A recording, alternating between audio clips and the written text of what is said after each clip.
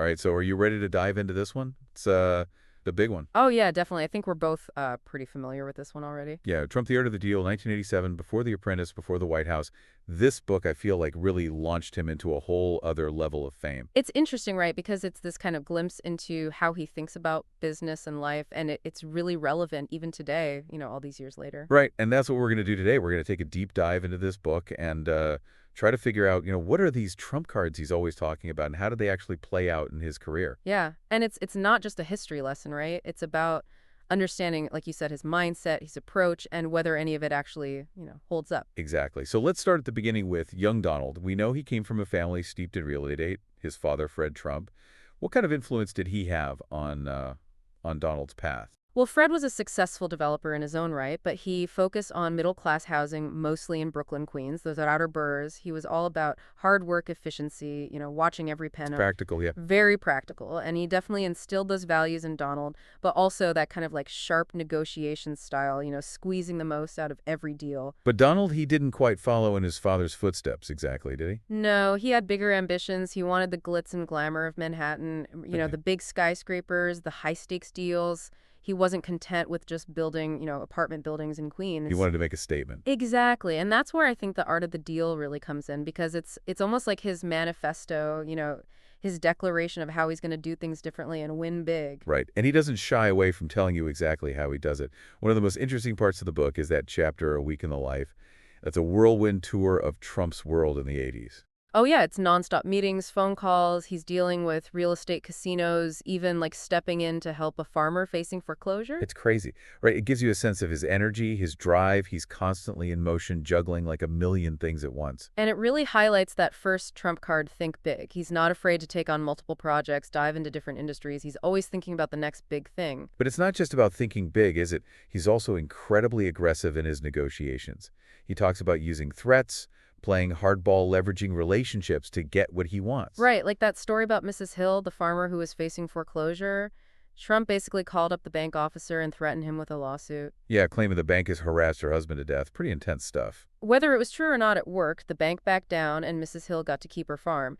It shows that he's not afraid of confrontation. He's willing to use whatever leverage he has to win. It's that fight back principle in action, right? He sees it as a necessary quality in the cutthroat world of business.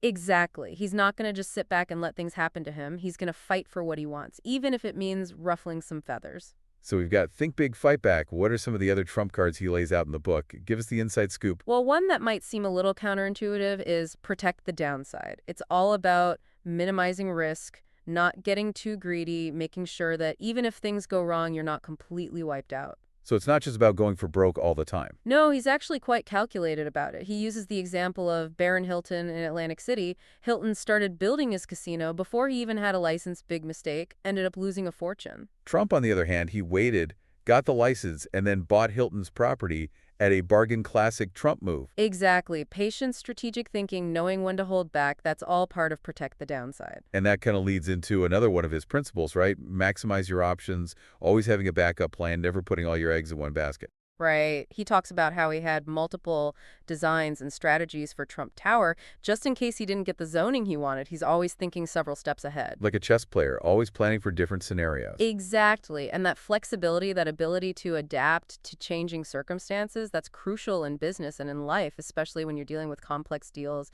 and high stakes. So we've got think big, fight back, protect the downside, maximize your options. It's starting to sound like a pretty solid playbook for success. It is, but it's also important to remember that these principles are filtered through Trump's very particular lens, his personality, his worldview. So it's not necessarily a one-size-fits-all approach. Right? It's his way of doing things, and it's worked for him, but it's not without its critics and its controversies. We'll dive into those a little later. Definitely. But first, I think we need to see these principles in action, and there's no better example than the Commodore Hotel project. Ah, yes, the Commodore Trump's first big foray into Manhattan. That's where things get really interesting. We'll be back in a moment to explore how he transformed a rundown hotel into a symbol of his ambition and his art of the deal. Stay tuned. Okay, so we're back and we're talking about the Commodore. This is where, Trump really put his trump cards to the test. Oh, yeah, this is a huge gamble for him. I mean, New York City in the 70s was not exactly a shining beacon of prosperity. Right, the city was facing a financial crisis, crime was up, and The Commodore itself was a pretty sorry sight. Oh, it was a disaster rundown, outdated, losing money. Most people would have stayed far away. But not Trump. He saw potential, he saw an opportunity to create something grand, something that would put him on the map in Manhattan. It was a huge risk, though. I mean, how do you even begin to tackle a project like that? Well, first you got to secure the deal, right? And that meant negotiating with Victor Palmieri, who was basically in charge of the bankrupt Penn Central Railroad, which owned the Commodore. Not an easy guy to deal with, I imagine. Not at all. But Trump managed to convince him that he was the right guy for the job. Then he had to bring in Hyatt as a partner, to lend their expertise and their brand name to the project. So he's already using those principles, think big, partnering with a major player like Hyatt, maximize your options, having a solid team in place. Exactly. And then there was the whole issue of financing, getting the money to actually make this happen. And that's where things got really tricky. Because the city was broke, right? They weren't exactly handing out homes. No, they weren't. So Trump had to get creative. He went to the city and basically said, look, I'm the only one who can save this hotel. Give me a tax break, give me some incentives, and I'll make it happen. Classic use your leverage, right? Finding a way to turn a weakness into an advantage. Right. He was able to convince the city that this project was in their best interest, that it could create jobs, revitalize the area, and ultimately generate more revenue for them.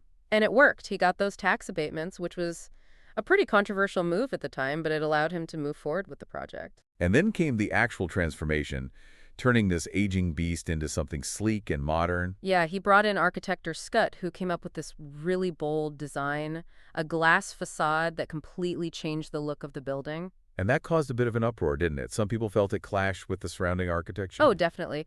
There were critics who said it was too flashy, too modern, but Trump didn't care. He wanted to make a statement, and he did. He wasn't afraid to go against the grain to push the boundaries. It's that think big mentality again, right? Not settling for the ordinary. Right. He wanted to create something iconic, something that would stand out, and he wasn't afraid to take some risks to achieve that vision. And of course, there were challenges along the way, construction delays, budget overruns, the usual suspects. But he persevered. He didn't let those setbacks stop him. He kept pushing forward using that fight-back principle to overcome obstacles. And in the end, he created the Grand Hyatt, a luxury hotel that became a symbol of his ambition and his success. It was a huge win for him. It proved that he could deliver on his promises, that he could take a seemingly impossible project and turn it into a reality. And it set the stage for his next big challenge, Trump Tower, which was even more ambitious, even more audacious. We'll talk about that after the break. So we've seen Trump in action, right? The Commodore, the Hyatt, all these big wins, and it's like he's got this formula down. Yeah, and you can't deny that he's got this incredible drive and ambition.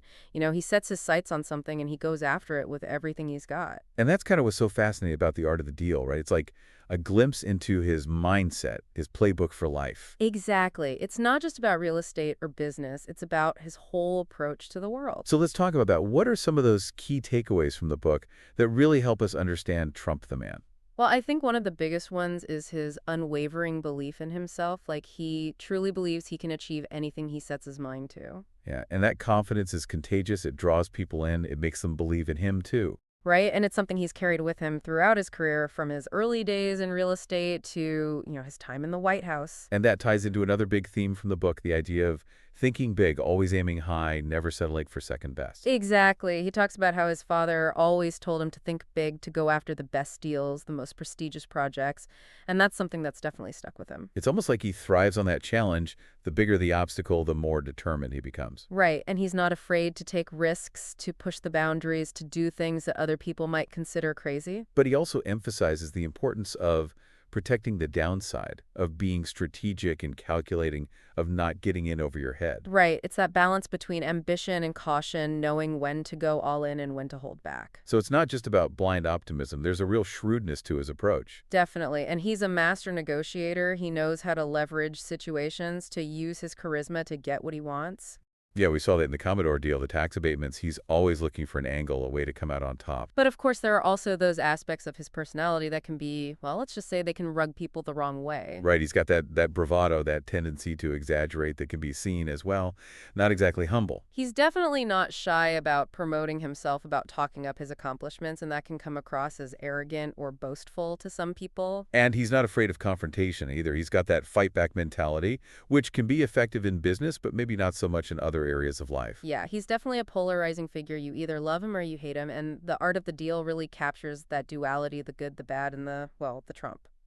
So what's the final verdict then? Is The Art of the Deal a blueprint for success or just a self-serving memoir? I think it's a bit of both. Honestly, it's definitely a fascinating glimpse into the mind of a very complex and ambitious man, and it does offer some valuable insights into his approach to business and to life.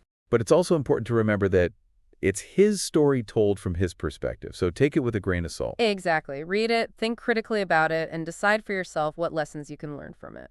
Well said. And on that note, I think it's time to wrap up our deep dive into The Art of the Deal. It's been a wild It ride. has. Thanks for joining us on this journey. We'll be back next time with another fascinating book and another deep dive into the ideas that shape our world. Until then, keep reading, keep thinking, and as always, we'd love to hear your thoughts. Join the conversation on our website or social media. Let us know what you think of The Art of the Deal and what other books you'd like us to explore. See you next time.